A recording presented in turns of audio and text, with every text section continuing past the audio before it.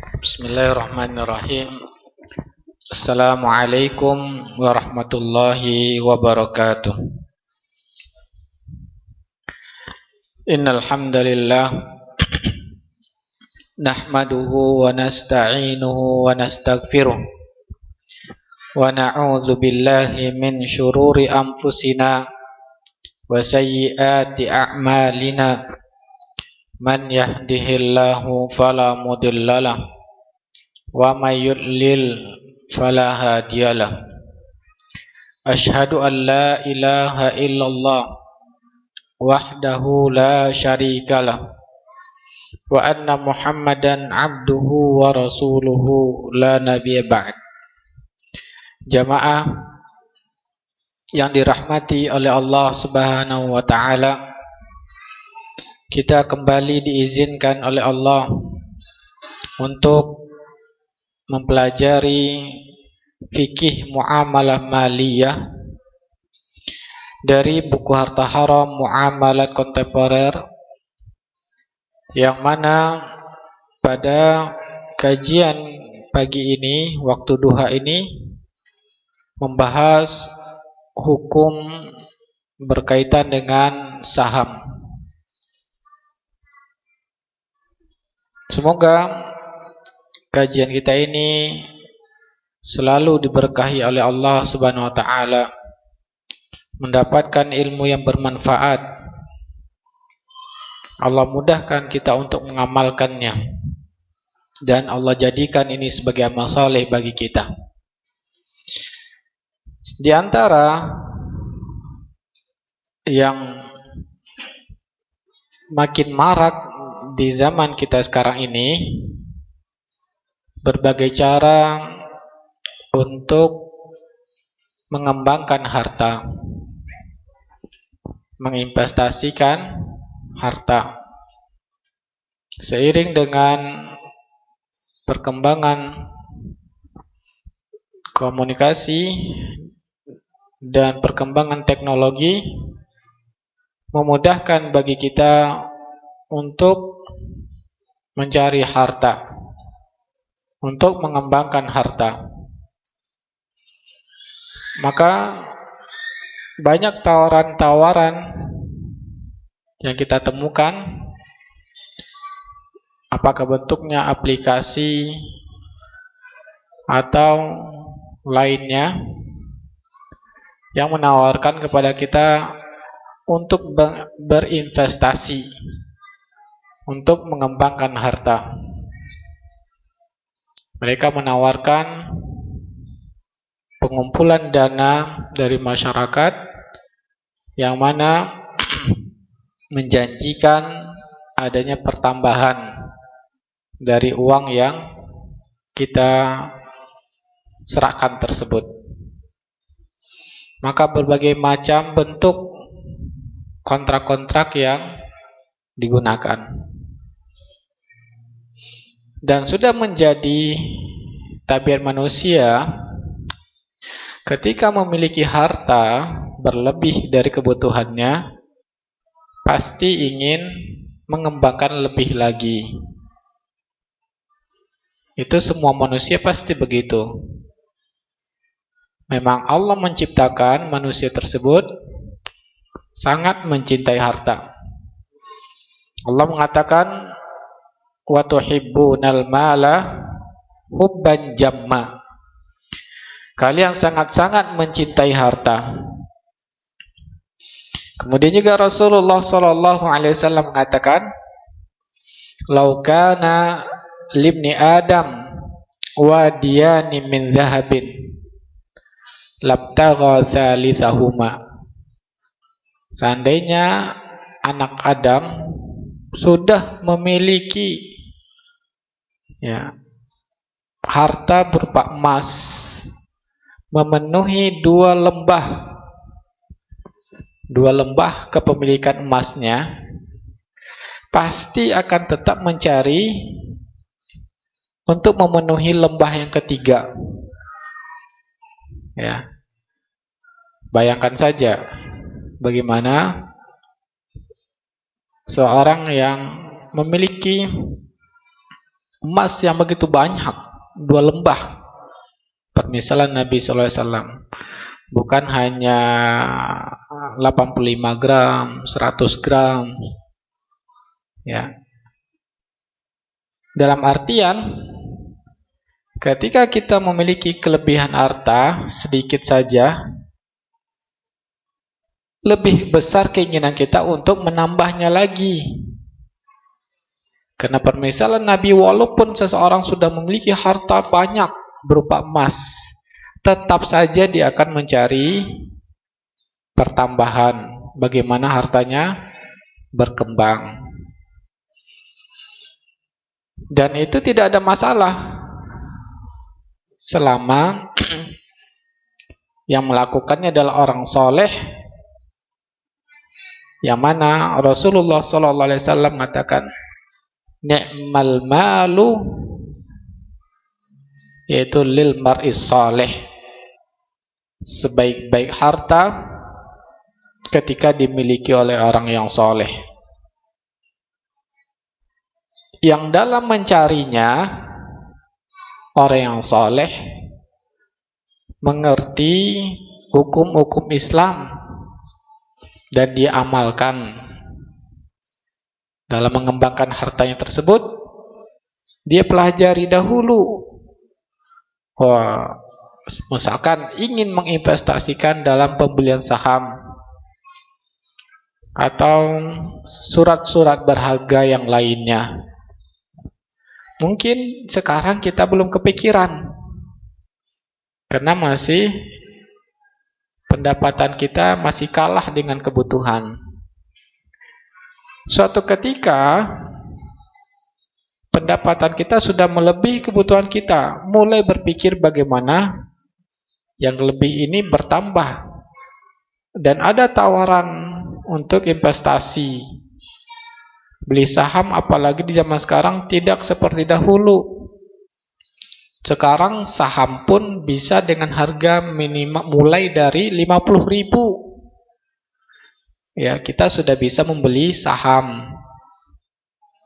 Kalau dulu mungkin masyarakat kita karena kurangnya sosialisasi tentang saham, sedikit yang mengerti tentang saham. Tapi semua orang sekarang sudah memegang handphone. Begitu membuka handphonenya, ternyata ada penawaran untuk investasi. Akadnya pembelian saham, ya, mulai dari 50.000. Dengan harapan 3 bulan nanti akan mendapatkan profit sekian persen. Siapa yang tidak akan tertarik? Pasti semua orang ingin, walaupun uangnya berlebih 50.000, dalam waktu sebulan 2 bulan ada pertambahannya. Pasti semua orang menginginkan hal itu. Oleh karena itulah pentingnya bagi kita mempelajari hukum Islam berkaitan apa yang akan kita hadapi atau keluarga kita akan menghadapinya. Pembahasan kita ini berkaitan dengan saham, semoga Allah mudahkan kita memahaminya dan mengamalkannya. Apa yang dimaksud dengan saham? Saham yaitu surat bukti kepemilikan atau bagian modal suatu perseroan terbatas. Bagian modal suatu perseroan terbatas yang dapat diperjualbelikan, baik di dalam maupun di luar pasar modal, yang merupakan klaim atas penghasilan dan aktiva perusahaan, ya, yang merupakan klaim atas penghasilan dan aktiva perusahaan. Berarti Ya.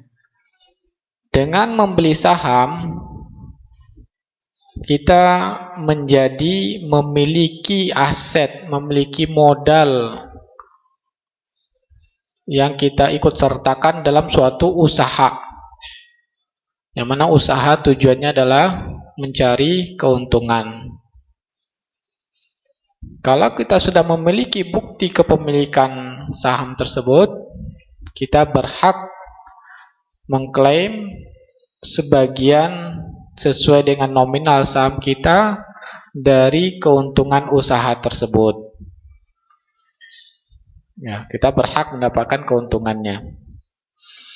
Nah, misalkan kita seiring dengan banyaknya sekarang, contohnya seperti ya, urun dana dan lain-lainnya, yang mana menawarkan bisa memiliki perusahaan, ikut dalam memiliki perusahaan mulai dari membeli sahamnya hanya 50.000 ya, per lembarnya. Misalkan kita memiliki uang 100.000, kita beli sahamnya, dapat 2 lembar.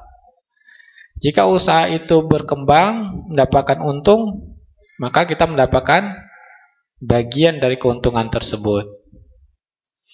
Nah, kira-kira begitulah pemahaman dari saham. Nah, bagaimana hukum membeli saham ini? Ya, apa hukumnya dalam syariat membeli saham? Tentunya membeli saham ini hukum asalnya adalah dibolehkan. Kenapa? Karena termasuk dari bentuk jual beli yang umum. Allah mengatakan bagaimana halalnya hukum jual beli.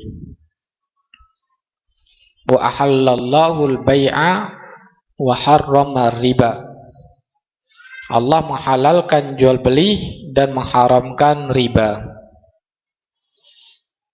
Maka dari ayat ini menjelaskan seluruh jual beli hukum asalnya adalah halal. Begitu juga membeli saham. Ya. Tetapi pembelian saham ini halal dengan syarat-syarat tidak adanya melanggar syariat Islam.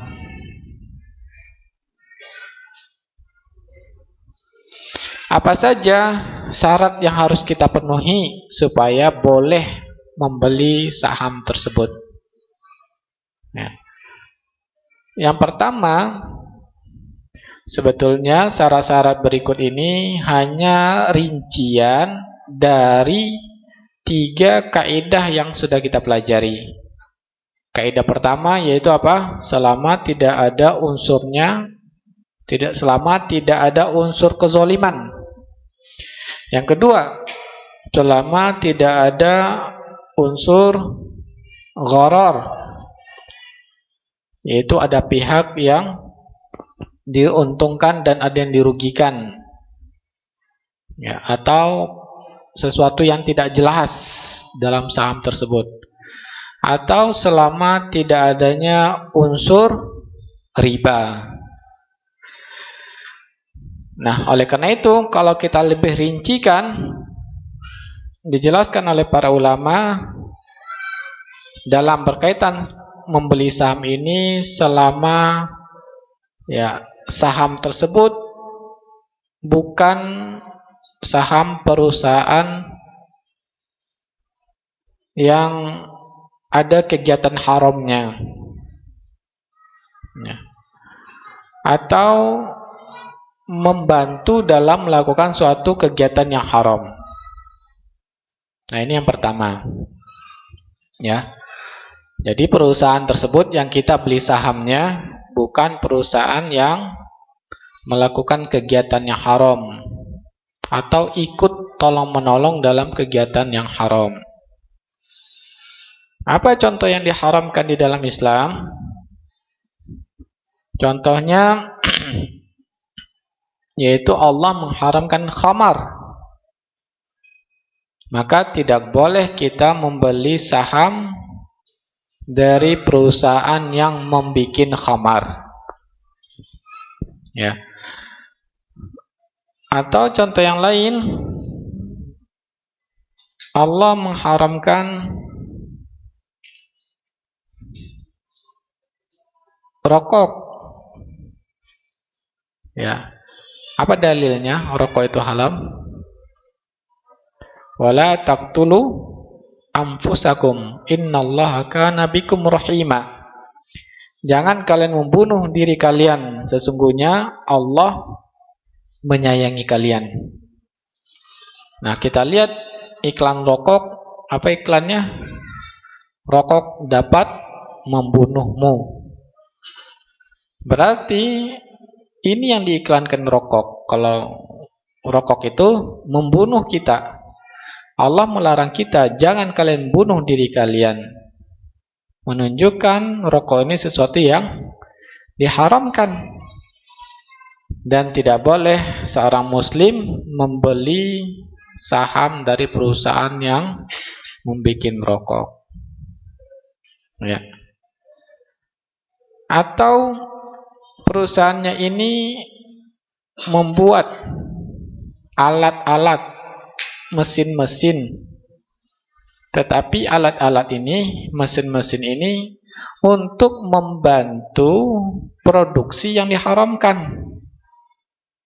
Contohnya membuat robot yang bisa membuat rokok lebih cepat dari tangan manusia. Atau ya, membuat aplikasi yang memudahkan perbankan membuat laporan keuangan. Berarti ini perusahaannya membantu dalam sesuatu yang diharamkan. Tidak boleh kita membeli sahamnya. Kenapa? Karena ini termasuk dari tolong-menolong dalam masalah kezaliman. Karena sesuatu yang haram tersebut merupakan sesuatu perbuatan yang zalim.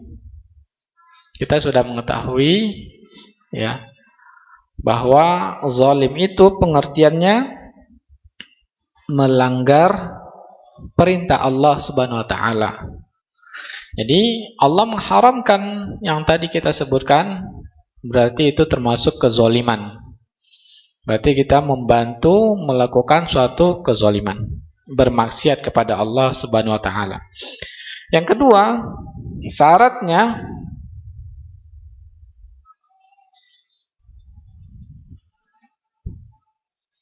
selama saham tersebut bukan saham perbankan yang melakukan aktivitas ribawi. Jadi tidak boleh kita membelinya. Ya. Dan kalau kita perhatikan saham-saham yang bagus harganya, ternyata saham apa? Saham rokok, Gudang Garam, Sampurna, itu yang paling bagus sahamnya. Kemudian apalagi yang paling bagus apa? Perbankan. Nah, di sini ujian ya bagi orang-orang yang mencintai harta, dia mendapatkan ujian. Waduh, kayaknya yang menguntungkan, yang banyak profitnya, untungnya setiap tahun itu perusahaan yang mana? Perusahaan yang tadi. Kenapa orang membeli saham? Karena ingin mendapatkan keuntungan dari usahanya tersebut. Yang paling bagus keuntungannya dari saham-saham yang kita sebutkan. Ya. Nah, itu ujiannya. Nah, berikutnya yang ketiga,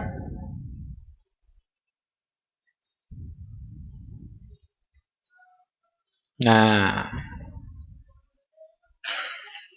selama perusahaan tersebut tidak melakukan kegiatan ribawi. Nah, ini yang berat. Ya. Jadi boleh kita membeli saham dengan syarat perusahaan tersebut tidak melakukan kegiatan riba. Dalam artian perusahaannya tidak punya pinjaman ribawi. Kemudian apalagi? Perusahaannya tidak ada pendapatannya dari yang riba. Ada perusahaan yang tidak punya utang ribawi. Oleh karena itu, yang ketiga ini terjadi perbedaan para ulama.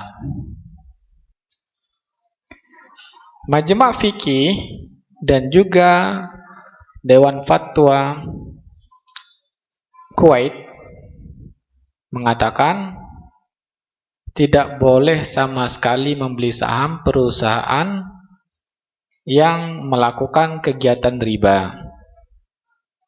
Karena jelas Allah Subhanahu wa taala melarang kita untuk melakukan riba. Ya. Allah mengatakan faman ja'ahu mau'izatum mir rabbi fantaha. Siapa yang telah sampai kepadanya peringatan tentang riba, maka berhenti.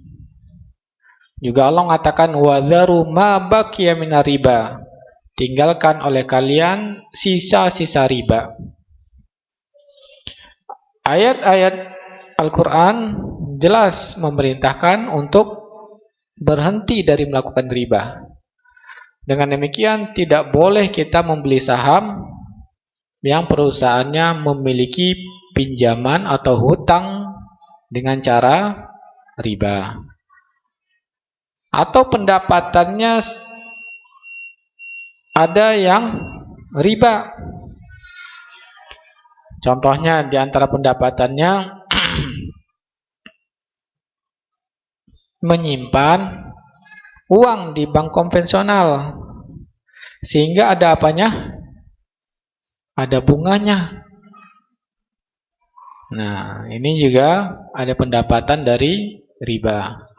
Atau usahanya itu memang simpan pinjam, sehingga pendapatannya itu yang dibagi-bagi ke anggota misalkan, atau kepada karyawannya, atau kepada pemilik sahamnya. Maka ini sesuatu yang diharamkan. Kemudian pendapat yang lain, yaitu pendapat Ayofi, mengatakan dibolehkan karena darurat membeli saham perusahaan dengan syarat utang perusahaan tersebut tidak melebihi dari 30% dari semua aset usahanya. Jadi jangan sampai hutangnya berupa pinjaman. Jangan sampai usahanya tersebut modalnya ada pinjaman yang mana nilainya itu melebihi 30% ya dari aset perusahaan tersebut. Ya. Kalau kurang dari 30% masih dikatakan ini darurat, masih dibolehkan. Ya, memiliki hutang tidak boleh lebih dari 30%. Pendapatannya tidak boleh lebih, Ayofi saya lupa. Ya, berapa batasan pendapatan usaha tersebut yang haram tidak boleh melebihi dari ketentuan yang ditentukan oleh Ayofi. Sedangkan Majelis Ulama Indonesia mengatakan dikarenakan darurat. Ya. Kenapa darurat? Tidak mungkin perusahaan-perusahaan sekarang bisa membuka perusahaan suatu usaha kalau tidak meminjam ya dari perbankan, sehingga memberi batasan yaitu pinjamannya tidak melebihi 45% dari aset perusahaan tersebut. Kemudian pendapatan yang haramnya tidak melebihi dari 10% dari total pendapatan perusahaan tersebut. Ya, kalau lebih maka dinyatakan ini termasuk ya sesuatu yang diharamkan kita untuk membeli saham perusahaan tersebut. Nah, inilah perbedaan para ulama di zaman sekarang. Kita sudah mengetahui sebab perbedaannya apa? Karena dengan alasan bahwa untuk membuat perusahaan yang dibutuhkan oleh banyak masyarakat itu selalu pasti membutuhkan dana yang besar. Ya, contohnya perusahaan air. Air dibutuhkan oleh masyarakat Indonesia. Perusahaan listrik. Kita butuh listrik atau tidak? Butuh.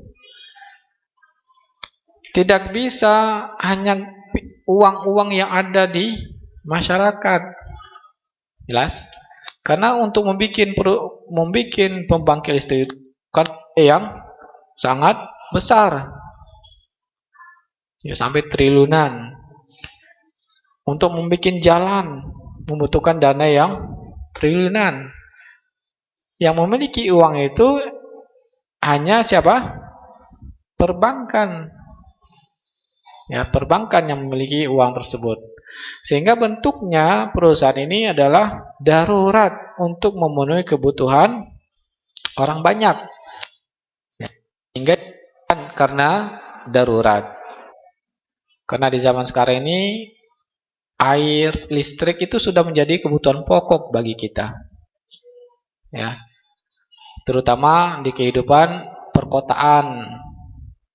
Kalau air saja mati beberapa hari, wah, itu sudah menjadi tidak normal hidupnya.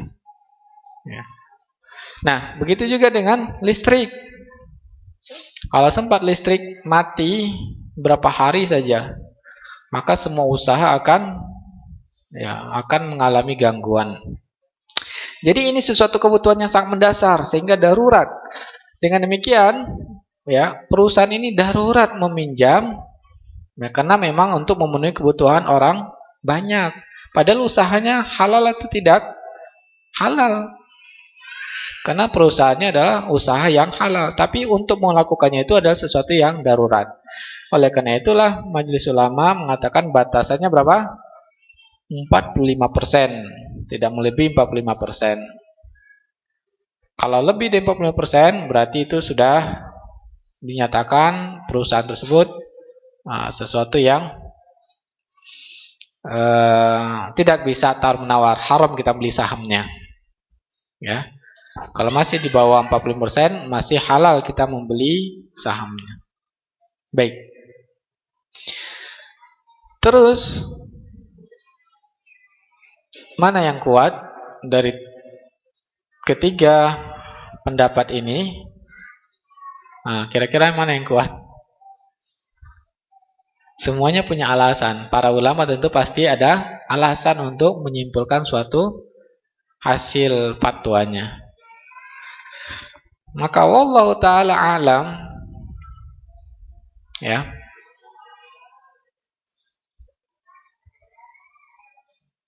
pendapat yang jelas para ulama mengatakan adapun riba ini, ya, Allah mengatakan apa? Kalau dari segi dalil jelas-jelas Allah mengatakan wadzaru ma baqiya minar riba. Tinggalkanlah sisa-sisa riba. Artinya betul-betul tidak boleh sama sekali kita melakukan riba. Nah, kecuali memang darurat bisa menyebabkan kematian bagi kita atau hilang agama kita. Nah, berkaitan dengan pembahasan kita yaitu hukum membeli saham. Ya. Adapun untuk membuat usahanya, maka anggaplah yaitu kata ulama adalah sesuatu yang darurat. Tapi berkaitan dengan yang kita lakukan, berkaitan dengan permasalahan yang kita bahas yaitu hukum membeli saham. Apakah darurat kita membeli saham? Nah, maka saya rasa tidak darurat kita untuk membeli saham. Ya. Maka wallahu ta'ala pendapat ulama yang mengatakan kalau perusahaan itu masih melakukan kegiatannya riba, tidak boleh kita membeli sahamnya. Karena dengan membeli sahamnya kita berarti menjadi pemilik dari perusahaan tersebut. Dan kita berarti ikut memiliki ya dalam kegiatan yang masih ada ribanya. Walaupun sekecil apapun. Kalau perusahaannya itu masih ada pinjaman walaupun ya hanya 5% dari total asetnya. Walaupun hanya 1%.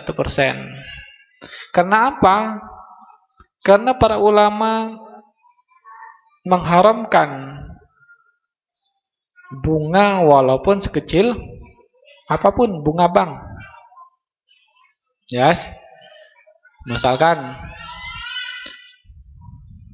ya, ada pinjaman yang diberikan pemerintah, bunganya hanya 0,01% atau hanya 1% selama atau 1 tahun hanya bunganya hanya 5%. Berarti per bulannya berapa persen? 0,0 itu kan. Per tahunnya hanya 5%. Atau per tahunnya hanya 3%. Memang tujuannya untuk apa? Untuk membantu UMKM misalkan. Maka itu tetap hukumnya haram, riba. Ya, tetap sesuatu yang diharamkan. Oleh karena itu, kenapa dibedakan saham yang 45% utangnya ribawi masih boleh, tetapi yang kecil ini diharamkan. Jelas, Bu? Penjelasannya. Kenapa ada fatwa yang mengatakan ya, boleh selama tidak boleh 45%. Tetapi untuk bunga bank yang hanya misalkan per bulannya hanya 1%, 2% diharamkan. Ya. Kemudian pendapatannya 10% yang haram masih dibolehkan.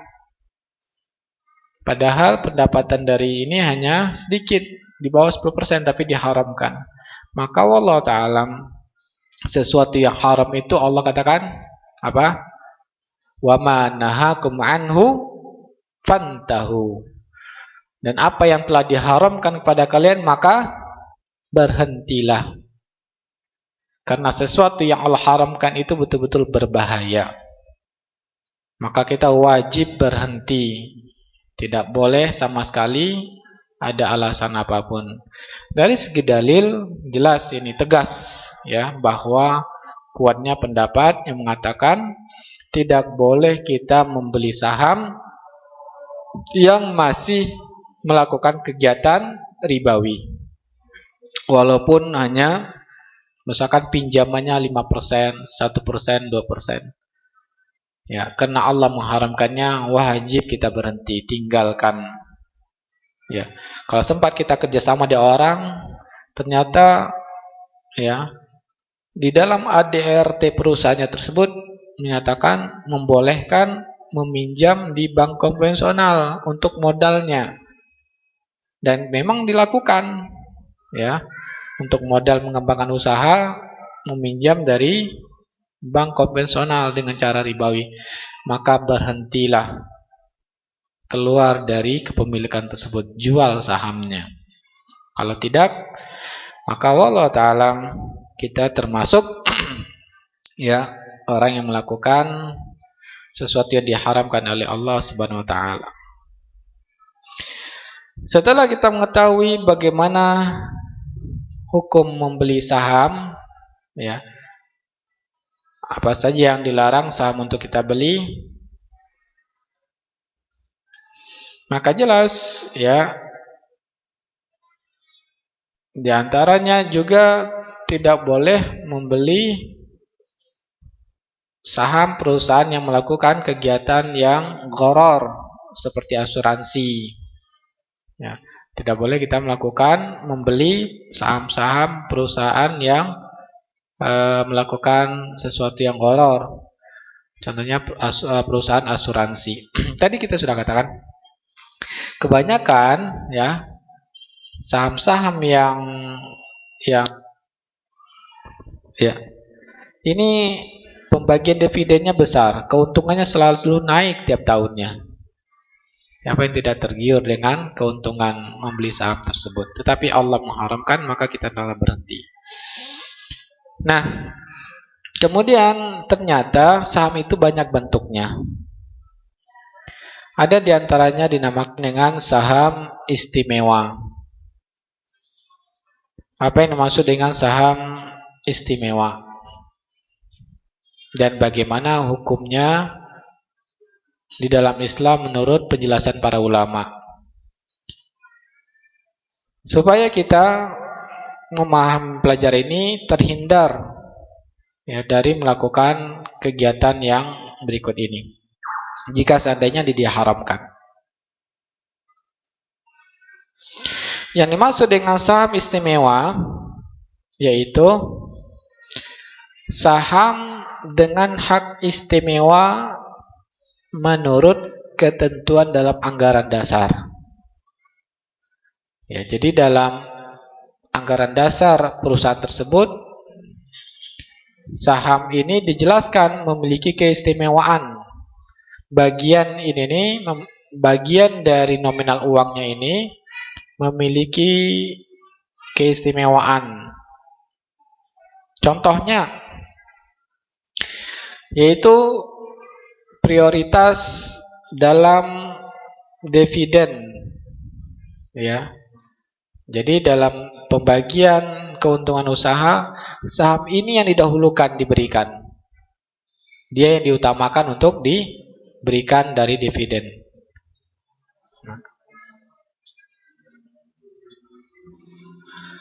Yang mana besar dividennya diberikan dalam jumlah tetap berupa persentase. Ya. Pemberian dividennya pun jumlahnya tetap. Misalkan nilai sahamnya 100 juta. Yang mana setiap tahunnya akan mendapatkan 5% dari 100 juta. Berarti setiap persen 5% kecil kali ya.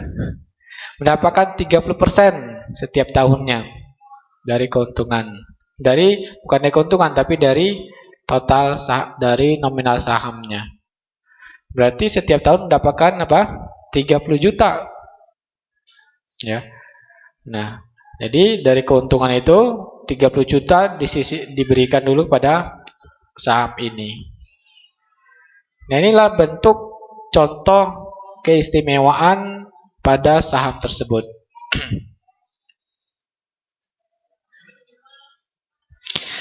Nah, dengan demikian ya,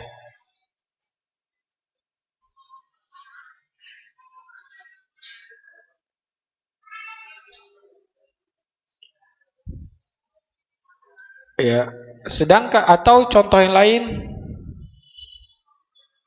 mendapatkan prioritas saat terjadi likuidasi. Jadi ketika akan likuidasi juga saham ini yang lebih dahulu dibayarkan.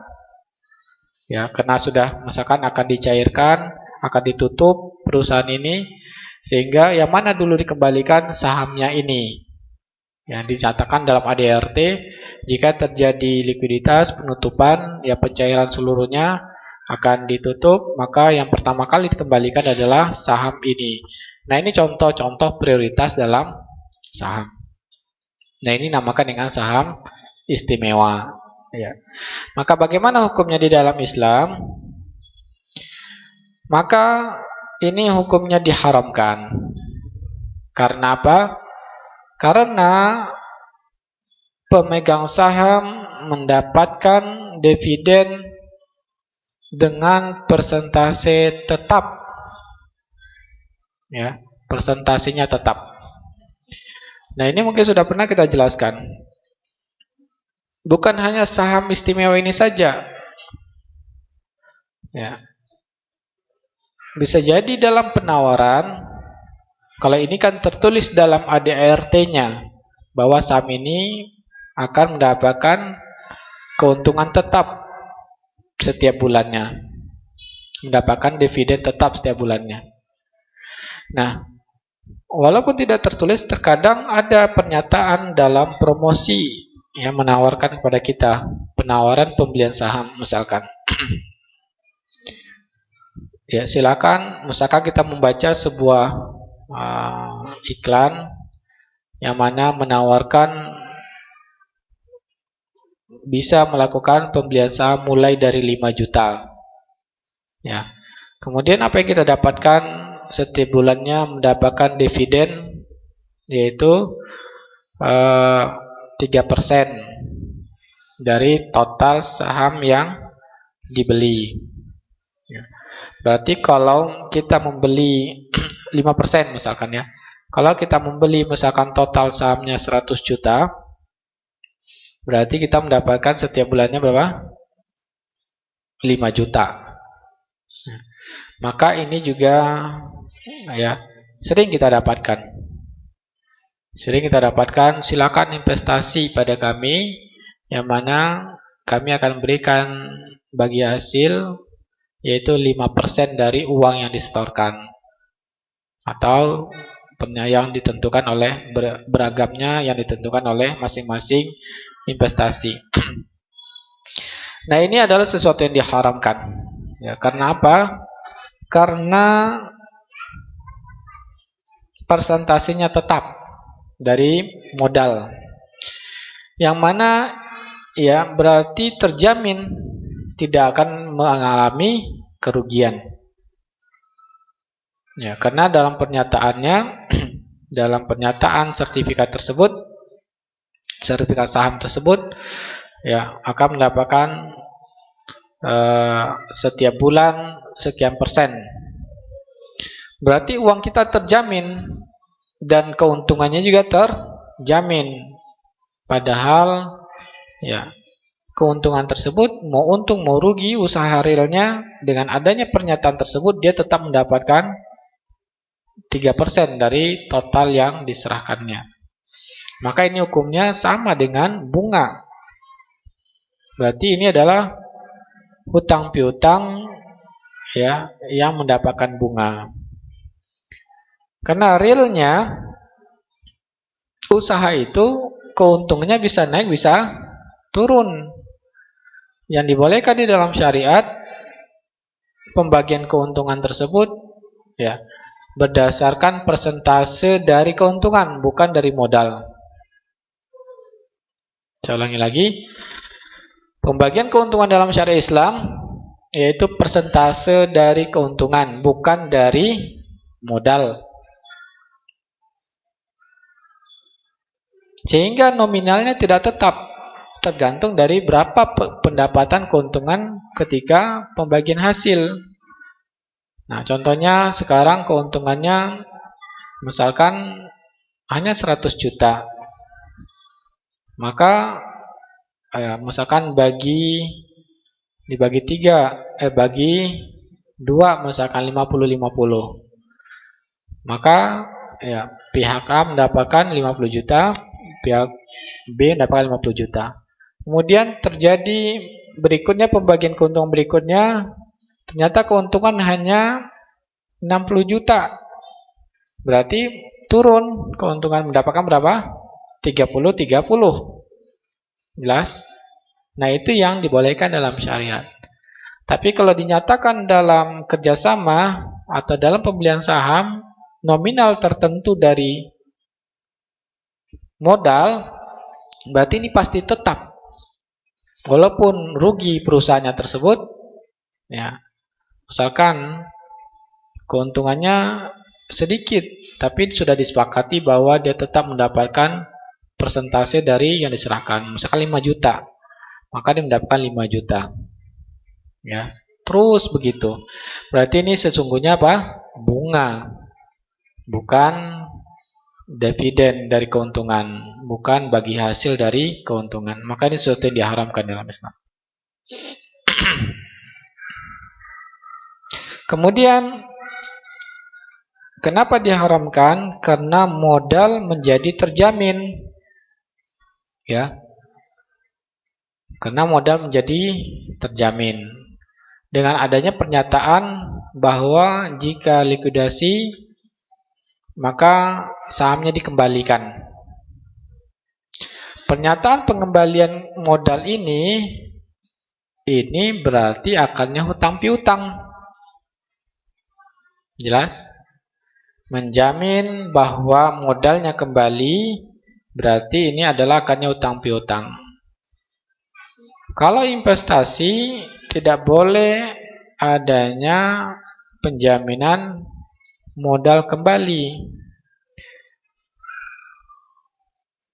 Ya, kalau memang kerugian tersebut selama tidak ada unsur kelalaian atau kesengajaan. Misalkan usahanya rugi, modal yang awalnya 100 juta hanya menjadi 20 juta, berkurang 80 juta. Maka kerugian ini ditanggung oleh para pemegang saham tadi sesuai dengan persentase saham mereka. Kalau seandainya sahamnya hanya 50-50%, ya, sahamnya misalkan tadi 100 juta, dimiliki 2 orang, yaitu awalnya 50 juta, 50 juta. Awalnya 100 juta menjadi 30 juta, berkurang berapa? 70 juta. Maka masing-masing dari 2 orang ini ya menanggung kerugiannya 50-50%. Berarti dari 70% si A menanggung uangnya kembali hanya berkurang 35%, si B berkurang 30%. Jelas? Maka 30 juta itu hanya dibagi 2. Yaitu 15 juta untuk si A, 15 juta untuk si B. Karena usahanya rugi. Selama kerugiannya ini bukan diakibatkan kelalaian atau kesengajaan. Ya. Ini. Jadi tidak boleh ada penjaminan modal kembali. Tapi kalau ada unsur kelalaian kesengajaan, boleh kita meminta modal kembali. Jelas? Jadi kalau ada unsur kelalaian atau kesengajaan, munculnya kerugian, maka boleh, memang wajib kita meminta, memang wajib orang yang mengakibatkan kerugian tersebut atau kelalaian tersebut untuk mengganti modalnya. Kenapa? Innamal itlafu bid-dhaman. Al-itlafu bid-dhaman. Sesuatu yang merusak itu dia harus mengganti. Merusak itu baik dengan kesengajaan atau kelalaian. Ya, contohnya, kita merusak harta orang lain. Kita dengan sengaja memecahkan kaca rumah orang. Maka kita wajib mengganti kerugiannya. Berapa nilai kacanya itu? Jelas? Atau kelalaian kita. Berupa apa? Kita kelalaiannya misalkan, ya, harusnya di sana tidak boleh bermain bola. Kenapa? Karena banyak kaca di sekitarnya. Tapi kita bermain bola, berarti kita lalai, ya, nendang, akhirnya pecah. Maka wajib kita menggantinya. Begitu juga dalam usaha harta orang lain.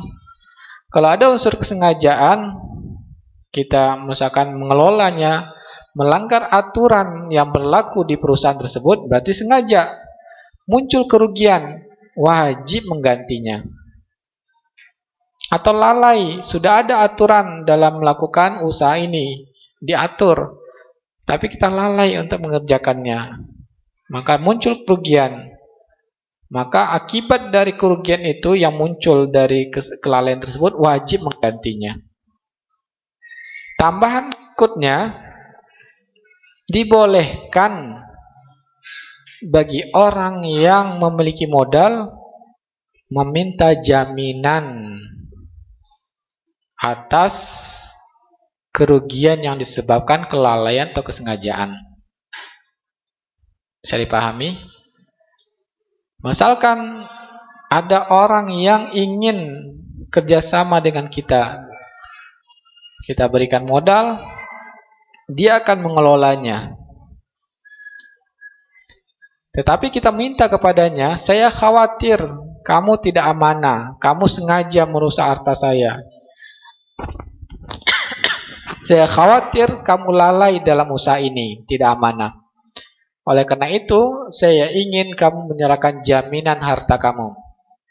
Ya, jaminan harta apakah sertifikat rumah atau tanah atau BPKB kendaraan. Jaminan jika terjadi betul-betul terjadi kerugian disebabkan kesengajaan atau kelalaian, maka ganti ruginya dari harta ini. Ini dibolehkan. Jelas? Karena memang dalam Islam kesengajaan atau kelalaian itu wajib gantinya. Tetapi jika kerugian itu memang bukan akibat kelalaian atau kesengajaan, tidak boleh meminta ganti. Ya, tidak boleh meminta ganti dan tidak boleh minta jaminan. Ini yang sering tidak dipahami oleh para pengusaha muslim. Ketidakpahaman mereka mengatakan ketika ada minta jaminan ya atas kerugian akibat kelalaian kesengajaan, mengatakan wah ini haram. Kenapa? Karena investasi dalam Islam tidak boleh kerugian itu dijamin. Benar. Jika kerugian itu bukan diakibatkan dari kesengajaan atau kelalaian. Jelas? Adapun meminta jaminan itu boleh, bahkan untuk menguatkan masing-masing pihak dalam melakukan kesepakatan tersebut. Si pengelola makin amanah dalam bekerja. Karena kalau dia lalai atau sengaja, bisa-bisa hartanya hilang. Memang begitu aturan Islam. Ya, wajib mengganti harta orang kalau memang kita lalai atau sengaja merusaknya. Sehingga dengan demikian dia akan amanah bekerja. Jelas? Dia akan amanah dalam bekerja. Dia tidak akan bermain-main dalam mengelola harta orang lain. Nah, orang yang memiliki harta ini menjadi tenang. Ya, dia akan tenang. Kenapa? Karena sudah ada jaminan. Kalau dia pun kabur atau lalai, sudah ada hartanya saya pegang. Ya, sehingga kalau ada kerugian saya sudah tenang. Sehingga ini menguatkan konsekuensi dari awal ingin mencari keuntungan, masing-masing percaya. Ya. Nah, kepercayaan ini harus dikuatkan dengan yang tadi.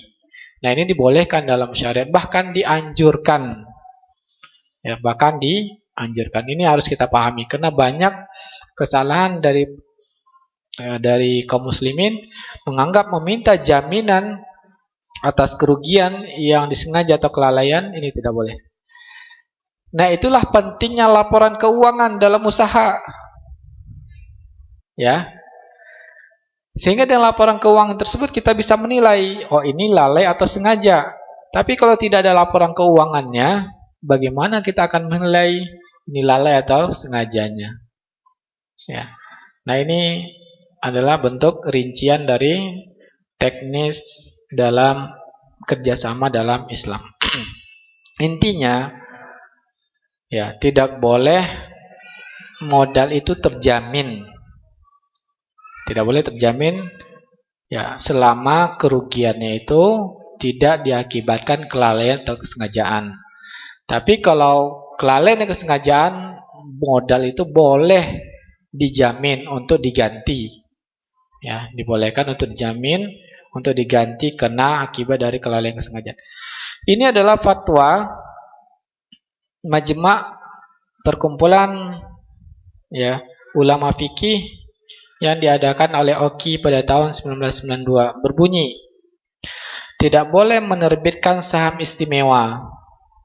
Bentuk istimewa tadi sudah kita jelaskan, prioritas dari pembagian hasil dengan persentase atau prioritas bahwa sahamnya akan dikembalikan ketika likuidasi. Nah, ini bentuk istimewanya.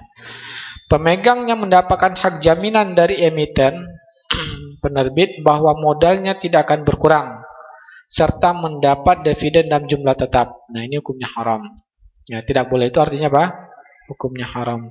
Begitu juga fatwa Ayofi, ya, yang mengatakan lembaga keuangan syariah tidak boleh menerbitkan saham istimewa yang memiliki kekhususan dalam bentuk pemberian prioritas saat likuidasi dan pemberian dividen. Ya. Nah, ini adalah salah satu bentuk saham yang banyak beredar di masyarakat, maka ini perlu kita perhatikan. Ini ada sesuatu yang diharamkan, maka jangan sekali-kali kita membeli saham yang menawarkan pembagian hasilnya, ya, yaitu persentase dari uang yang kita setor atau dari pembelian saham kita. Ingat, ya. Jika menjanjikan mendapatkan keuntungan sekian persen dari uang yang kita serahkan, berarti itu hukumnya apa? Riba. Atau pembelian saham yang mana dijamin bahwa modal kita akan dikembalikan ketika bulan atau waktu yang sudah ditentukan. Misalkan selama 6 bulan nanti modal akan dikembalikan, ya, penuh, maka ini hukumnya haram. Kenapa? Ini bukan investasi, tetapi ini pada hakikatnya adalah hutang piutang yang menjanjikan keuntungan. Kaidahnya kullu qardin jara manfaatan fa huwa riba. Setiap hutang piutang yang mendapatkan manfaat, maka dia adalah riba. Semoga materi ini memberikan wacana pengetahuan yang baru bagi kita, dan Allah mudahkan kita untuk mengamalkannya dan memahaminya dalam pelaksanaan dalam kehidupan sehari-hari. Karena ada ketika belajar kayaknya sudah paham, ketika pas di lapangan nggak dikerjakan. Ya, pahamnya ketika di majelis saja, ketika prakteknya melakukan sesuatu yang diharamkan. Ya, makanya kita memohon kepada Allah agar Allah memberikan pemahaman ini melekat pada kita dan Allah berikan taufik kepada kita untuk mengamalkannya, yang mana pasti membawa kebahagiaan bagi kita. Dari harta yang kita dapatkan menjadi harta yang halal, kehidupan menjadi bahagia di dunia, dan janji Allah bahwa dari harta yang halal tersebut akan bernilai ibadah ketika kita gunakan untuk hal-hal yang bermanfaat, ya, untuk memenuhi kebutuhan kita, maka dia adalah suatu ibadah bagi kita, dan Allah menjanjikan dari ibadah-ibadah kita lakukan yaitu surganya di akhirat nanti. Amin ya rabbal alamin. Sisa waktu kita diskusi dan tanya jawab, silakan. Syukran jazakallahu pada Ustaz atas materinya. Kita masuk sesi tanya jawab. Kita selang-seling untuk ikhwan dan akhwat. Silakan untuk bertanya. Assalamualaikum warahmatullahi wabarakatuh. Waalaikumsalam warahmatullahi wabarakatuh. Izin bertanya Ustadz, saya punya sebuah perusahaan yang berdiri, yang dimodalkan itu semisal 100 juta. Antum punya perusahaan? Ya, misal itu Ustadz. Misal apa sudah punya? Sebetulnya udah punya, tapi nominalnya semisal 100 juta. Semoga asetnya makin bertambah. Ya, amin ya Allah. Lalu dari 100 juta itu sebetulnya ada 3 pemodal, A, B, C. Dan si A ini dia bermodalkan 45 juta, si B ini 35 juta, dan C ini 20 juta. Ya. Nah, berjalan sudah sampai 5 tahun usaha ini, dan masing-masing sudah mendapatkan labanya. Nah, si B ini dia ingin menambah modal, artinya ingin membeli modal yang sudah diserahkan oleh si C. Gitu. 20%-nya itu ingin dibeli oleh si B. Nah, padahal sudah selama 5 tahun ini si C sudah mendapatkan untung. Apakah uang nanti yang dikembalikan kepada si C itu sama nominalnya ketika dia pertama kali menyerahkan uang itu kepada 100 juta itu gitu, selama 20% itu, Ustaz? Atau angkanya itu seperti apa, Ustaz? Perhitungannya. Ulangi pertanyaannya. Ya. Jadi selama 5 tahun ini si B ini ingin membeli sahamnya yang 20% itu, yang punya C itu. Si C punya saham 20%, 20%. ingin dibeli oleh si B. Si B. Ya. Nah, apakah itu boleh, Ustaz? Apakah nominalnya pun sama? Misal 20 juta, Ya. di 5 tahun ini dibeli juga 20 juta atau seperti apa? 20 juta juga dibelinya. Baik. Tergantung dari pembelian saham ini ada 2 cara. Jika saham itu sudah ada nilai pasarnya, maka tentu pembeliannya dengan nilai pasar. Pada dasarnya awal membeli saham itu dengan nilai buku. Nilai buku itu bagaimana maksudnya? Ya 20%, dilihat berapa total aset dari perusahaan itu sekarang. Paham maksud saya? Iya, paham. Iya. Misalkan dulu awalnya memang 100 juta modal awal. Sehingga dari 100 juta ini beli aset, ya. Ternyata sekarang setelah 5 tahun asetnya sudah bertambah. Asetnya bertambah. Kemudian uang tunainya sudah bertambah. Sekarang total uang tunai karena pembagian dividennya itu kan ada yang ditahan kan sebagian kan? Ya kan? Tidak semuanya dibagikan. Iya. Nah, dengan ditahannya dividen tersebut berarti aset perusahaan bertambah. Nah, bagaimana pembelian 20% dari saham tersebut? Hukum asalnya yaitu nilai buku. Berapa aset perusahaan tersebut? 20%-nya berarti milik si C. Misalkan sekarang jadi 200 juta. Berarti 20% dari 200 juta yaitu 40 juta. Nah, ini hukum asalnya. Tapi boleh membelinya dengan harga kesepakatan. Melihat misalkan, wah sepertinya prospeknya bagus ke depannya, akan terus bertambah. Ya udah saya beli saham kamu menjadi 50 juta. Sekarang kan nilainya hanya 40 juta. Tapi saya beli 50 juta. Kenapa? Saya yakin nanti akan terus bagus, akan mendapatkan dividen. Nah, itu juga dibolehkan. Kira-kira bisa dipahami? Berarti kalau semisal nilai perusahaan itu 5 kali lipat dari modal awal, mungkin berarti tinggal 20%-nya saja gitu ya, Ustaz. Tapi kalau misalkan saya ingin beli tapi tanpa harus ada nilai perusahaan itu, artinya hanya kesepakatan aja gitu. Apakah harus dilebihkan juga uang? Nah, kesepakatan ini harus ada dasar supaya jangan ada unsur gorornya. Ya, kecuali memang sudah ada nilai pasarnya. Sudah ada pasarnya, misalkan yang sudah ada diperjualbelikan di bursa. Itu sudah ada nilai pasarnya, tidak lagi berpatokan pada nilai buku. Nah, itu boleh. Tapi kalau yang ini belum ada nilai pasarnya, maka untuk membelinya itu harus jelas dulu berapa asetnya. Kalau memang masing-masing sudah tahu, karena memang ikut aktif dalam perusahaan tersebut, maka dibolehkan saja. Kenapa? Supaya tidak muncul ketidakjelasan. Yang mana nanti setelah dia beli ternyata dia menyesal. Ternyata ini sedang rugi misalkan. Kalau dia tidak mengetahuinya. Akhirnya dia mendapat kerugian, pihak lain mendapat untung, mendapatkan uang tunai. Bisa dipahami? Ya.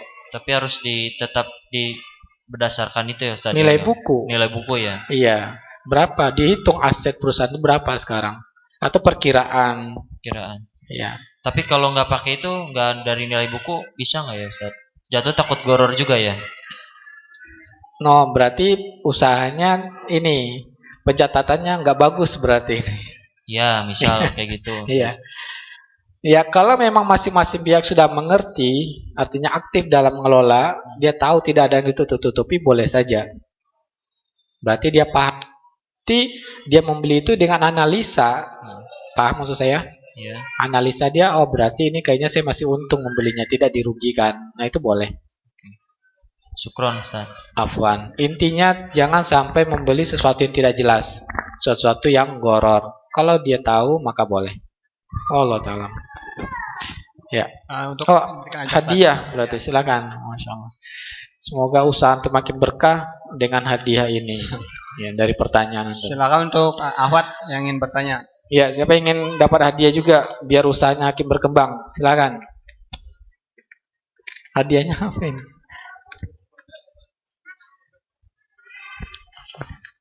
Hadiahnya Masya Allah herbal ya, madu ini. Silakan.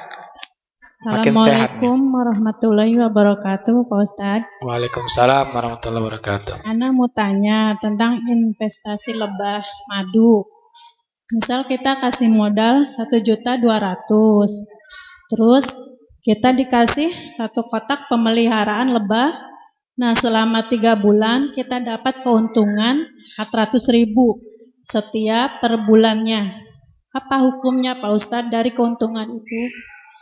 Sudah disepakati dari awal Ibu, setiap bulan pasti dapat begitu, gitu? Iya. Haram hukumnya. Iya. Iya Pak Ustadz. Syukran. Afwan, riba itu Bu. Ya, mudah jawabnya kan? Penjelasannya tadi sudah. Silahkan. Baik Ustaz, ada pertanyaan Ustaz. Bismillah. Ya. Assalamualaikum warahmatullahi wabarakatuh. Bolehkah kita membeli saham yang termasuk dalam indeks saham syariah ISSI dan Jakarta Islamic Index? Ya, tadi kita katakan ada perbedaan para ulama. Yang mana tentunya ketika indeks syariah ini sudah ada aturan oleh pemerintah berdasarkan fatwa MUI. Berarti saham ini menurut majelis ulama sudah halal. Paham? Dengan standarisasi yang sudah kita sebutkan. Yaitu tadi standarnya apa? Pendapatan total tidak ada keuntungannya itu 10% lebih yang haram. Yang mana kemudian aturan berikutnya utangnya di lembaga keuangan ribawi tidak melebihi dari 45%. Berarti ini sudah halal. Nah, itu juga saham. Itulah standarisasinya. Maka menurut Majelis Ulama Indonesia itu halal. Tapi saya sudah menjelaskan tadi juga ada pendapat lain dari para ulama. Ya, yang mengatakan tidak boleh sama sekali membeli saham kalau perusahaannya masih melakukan hal ribawi. Karena Allah memerintah kita berhenti. Kalau kita masih membeli berarti belum berhenti. Kita sudah berhenti dari bank konvensional bunganya hanya 1%, 2%. Tapi kita masih membeli, ya pendapatannya masih 10%-nya yang haram. Mana yang lebih besar haramnya? Ini pendapatannya 10% haram. Ini ribanya 1%. Kita beli ini yang 10%, alasannya ini darurat. Memang darurat kita beli sahamnya. Silahkan pertimbangkan. Wallahu ta'ala. Maka pendapat yang kuat, menjaga agama kita, menjaga diri kita, lebih baik tinggalkan. Wallahu ta'ala. Ya. Masya Allah. Tadi siapa yang bertanya? Lewat. Assalamualaikum Ustaz. Waalaikumsalam warahmatullahi wabarakatuh. Ada yang ingin saya tanyakan, tapi ada kronologinya. Saya ini ya Ustadz ya, saya singkat saja Ustadz ya. Silakan. Cerita sedikit. 6 tahun yang lalu, anak saya menitipkan logam mulia sebesar 35 gram Ustadz. Masing-masing 25 gram dan 10 gram. Dengan harga per gram saat itu 500 atau 600 ribu rupiah. 2 tahun yang lalu, saya membeli logam mulia seberat 50 gram satuan tidak terpisah dengan harga 800 ribu rupiah lebih lah. Nah, di tahun yang sama saya membutuhkan uang untuk membeli barang Ustadz yang mengharuskan saya menjual emas saya Ustadz. Tapi kebutuhan saya untuk membeli barang ini masih di bawah 50 gram Ustadz. Setelah saya cek harga jualnya ternyata rugi Ustadz kalau saya jual emas yang baru saya beli. Akhirnya saya minta izin pada anak yang menitipkan emas pada saya untuk menggunakan emas dia, karena emas yang dititipkan itu harganya naik. Karena pembelian juga sudah lama Ustadz. Anak tidak keberatan Ustadz. Nah itu saya lakukan, saya jual dengan jaminan bahwa emas yang dia titipkan tetap ada di saya. Halo? Halo? Ya. Kalau ibu sudah jual berarti nggak ada lagi emas itu sama ibu? Ada Ustadz, nyatu dengan emas yang 50 gram itu Ustadz. 35 gram. Maksudnya Ya. 35 gram itu dijadikan dalam bagi 50 gram tadi. Betul. Sebagai gantinya. Baik, teruskan.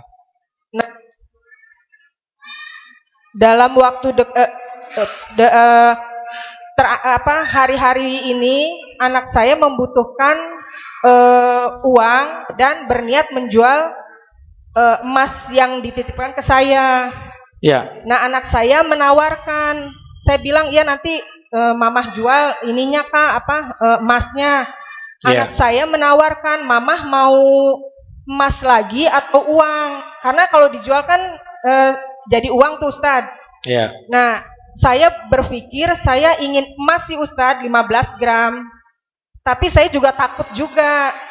Kalau saya kata anak saya, belikan saja 15 gram untuk mama, sisanya uangnya ke saya, katanya ke anak saya gitu. Nah ini boleh nggak Ustadz? Misalnya saya minta, karena hubungannya anak dan ibu. Kalau saya minta, saya bilang ya udah Kak, mamah minta ya. Iya katanya, diiyakan, iya diberi gitu.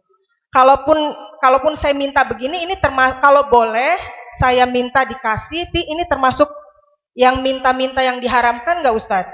Atau dari saya menerima emasnya juga sudah nggak boleh atau gimana Ustadz? Itu aja Ustadz, terima kasih Ustadz. Sebentar Ibu, saya belum paham pertanyaannya. Ya. Yang Ibu minta apa? Saya inginnya emas aja kan, emas 35 gram punya anak saya kan nempel di emas saya yang 50 gram Ustadz. Terus? Nah sekarang anak saya sedang membutuhkan uang, otomatis emas ini akan saya jual 50 gram baik, ini. berarti ya. Ibu akan menjual. Oke, kalau sayanya mengambil uangnya saja tidak ada masalah, tapi anak saya menawarkan kalau mau emas juga nggak apa-apa mah, dijadikan saja 15 gram itu emas LM lagi.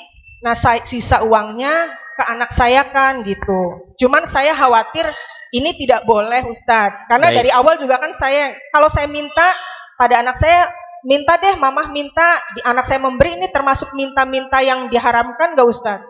Enggak. Enggak. Itu bukan meminta. Oh iya. Itu hanya kesepakatan Ibu. Oh iya. Itu bukan meminta.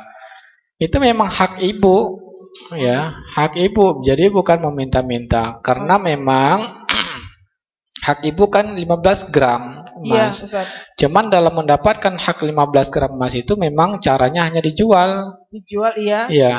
Maka memang itu hak Ibu, bukan meminta. Itu memang boleh, nggak ada larangan. Itu boleh, tidak ada larangan dalam syariatnya.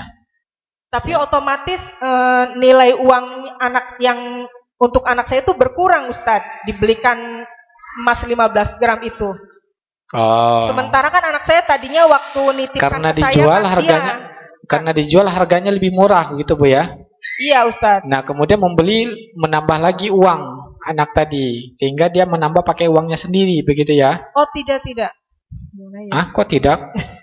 Gini Ustadz, waktu menitipkan ke sayanya kan 35 gram itu kan utuh maksudnya sendiri. Sekarang kan gabung dengan emas saya nih Ustadz. Intinya nggak ada larangan Bu, boleh. Yang Ibu lakukan boleh. Oh iya ya. Ustadz. Ya. Iya Ustadz. Silakan dapat hadiah, semoga emasnya makin banyak Bu. Amin. Makasih Ustadz. Iya. Semoga emasnya makin banyak dan berkah hadiahnya juga. Silakan, ada lagi?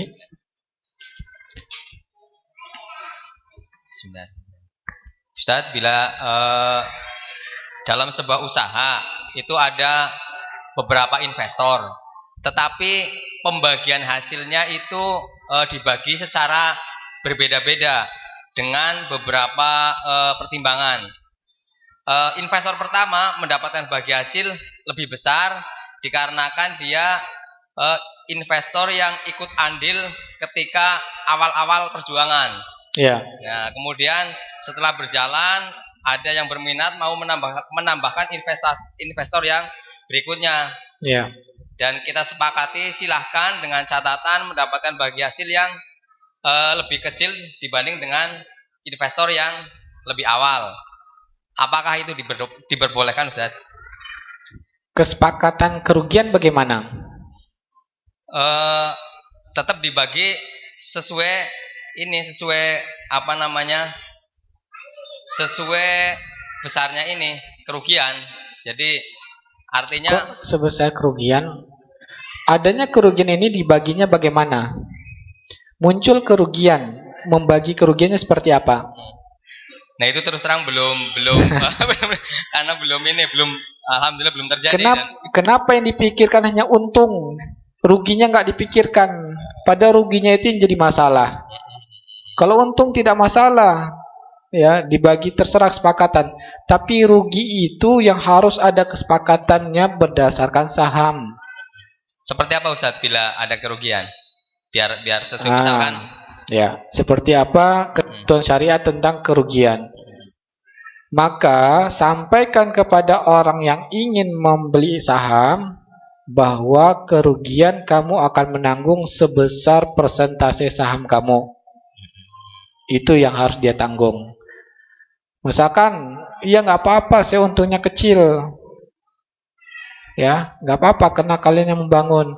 Tapi sampaikan saham dia sekarang 80%. Jelas? Kalau terjadi kerugian, kamu menanggung kerugian 80%. Siap atau tidak? Tidak. Ya udah, nggak jadi dia bergabung. Jangan dibahas keuntungan saja, bahas kerugiannya. Dan itu yang pembahasan kerugian itu menjadi poin pokok supaya usahanya jadi halal. Kalau itu tidak dibahas, berarti kesepakatan selama ini tidak sah. Ya, karena harus ada pernyataan atau semuanya harus sepakat jika terjadi kerugian maka ditanggung sesuai dengan porsi saham. Nah, yang sudah berjalan harus kita sampaikan kembali tentang perhitungan kerugian seperti itu Ustaz ya. Kan udah berjalan nih. Nah, selama ini tidak tahu. Bagaimana berikutnya? Cantumkan dalam kesepakatan itu. Kalau tidak jadi haram. Jadi riba jadinya. Syukran Ustaz. Ya. Afwan. Semoga usahanya makin banyak hasilnya ini. Silakan. Assalamualaikum Ustaz. Waalaikumsalam warahmatullahi wabarakatuh. Begini ya, Ustaz, kalau kita membeli saham di bank syariah. Membeli apa? Membeli saham di bank syariah. Ya. Itu udah pasti halal ya Ustaz ya? Tadi saya sudah jelaskan Ibu. Halal. Soalnya kan ada DPS-nya ya, Dewan Pengawas Syariah. Syariah. Tadi saya sudah jelaskan. Oke, iya. Itu yang pertama. Iya Ustaz. Jelaskan, teruskan, maaf. Itu yang pertama. Yang kedua, bagaimana dengan deposito Ustaz? Di mana sudah ditentukan nisbah bagi hasilnya tetap begitu. Akan mendapatkan misalnya sekarang 25% ya. Itu akan mendapatkan 25% setiap bulan gitu. Itu bagaimana Ustaz hukumnya? Ya, baik. Adapun deposito hukumnya haram, itu riba. Ya, maka berhenti, cabut depositonya. Ribanya itu ambil, berikan pada fakir miskin. Kalau tidak berarti tidak bertobat dari riba. Adapun membeli saham di bank syariah, terjadi perbedaan para ulama tadi.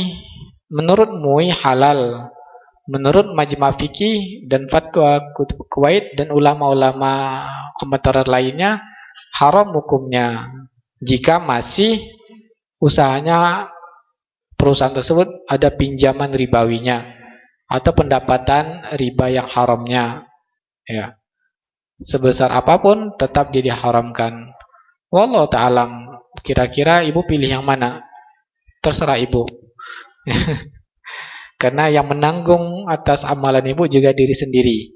Saya hanya menyampaikan perbedaan para ulama, silahkan amalkan. Sekarang Ibu sudah tahu ada ulama yang mengharamkan, ada ulama yang membolehkan, dan sudah saya sampaikan dalil masing-masing. Ya, silakan Ibu pilih yang mana. Maaf Ustadz, untuk yang deposito itu misalnya di bank syariah Ustadz, padahal kan udah ada DPS-nya ya, itu tetap haram ya Ustadz? Oh, deposito bank syariah. Tadi Ibu tidak Iya. menjelaskan. Oh iya, bank syariah Ustadz. Deposito 20%. Dari apa? Dari keuntungan apa dari modal? Nisbah bagi hasil begitu Nisbah bagi hasil. Iya. Baik. Nisbah bagi hasil berarti 25% dari keuntungan itu, Ibu. Berarti iya. tidak tetap kan, Bu? Iya Baru-baru? tetap, iya tetap. Hah? Tetap Ustadz. Nominal yang Ibu terima tetap apa berubah-ubah tiap bulannya? Seperti kurang lebihnya sama ya Ustadz ya. Saya ulangi lagi. Tetap atau berubah-ubah angka-angkanya? Iya berubah-ubah. Tapi berubah-ubah. iya. Lebih kurang sama itu berarti berubah-ubah. Berarti Iya. itu bagi hasil dari keuntungan. Iya. 25% dari keuntungan. Nah, itu berarti bagi hasil. Cuman yang menjadi catatan, coba Ibu baca depositonya. Sertifikatnya ada tidak menanggung kerugian di sana? Kalau tidak ada, tadi sudah saya jelaskan pertanyaan sebelumnya, pernyataan kerugian menanggung rugi itu penting. Itulah yang menjadikan sahnya kerjasama.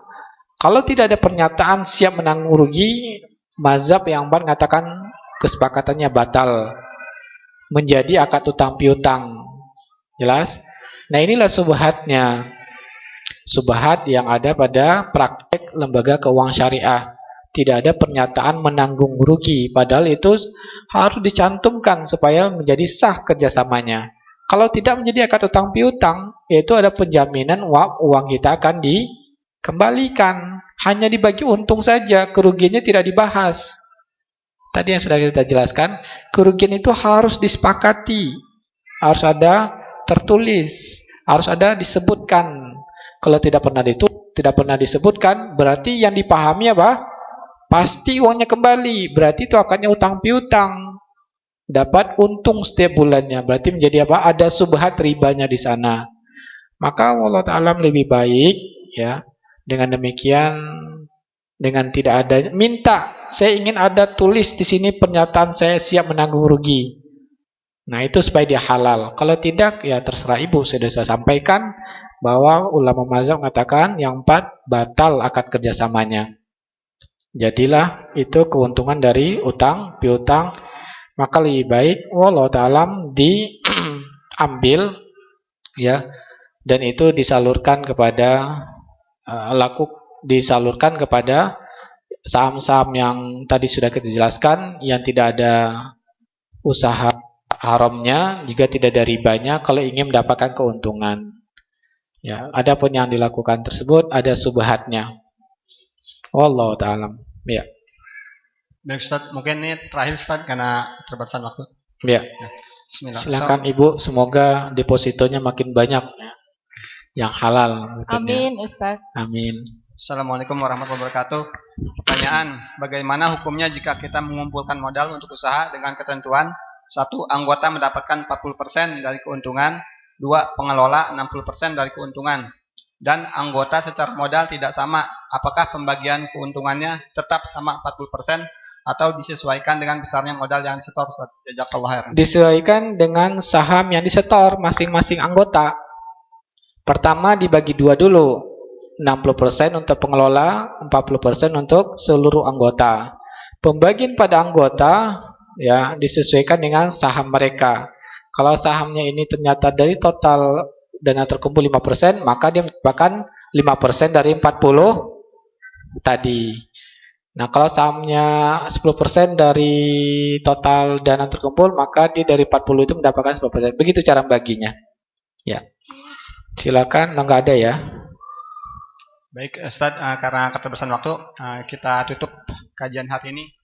Syukron jazakallahu khair pada Ustaz atas materinya. Syukron jazakumullah kepada para jemaah yang telah hadir. Insyaallah kajian akan kita lanjutkan di pekan depan, bulan depan, pekan pertama. Kita tutup kajian hari ini dengan doa kafaratul majelis. Subhanakallahumma wa bihamdika, asyhadu an la ilaha illa anta, astaghfiruka wa atubu ilaik. Assalamualaikum warahmatullahi wabarakatuh.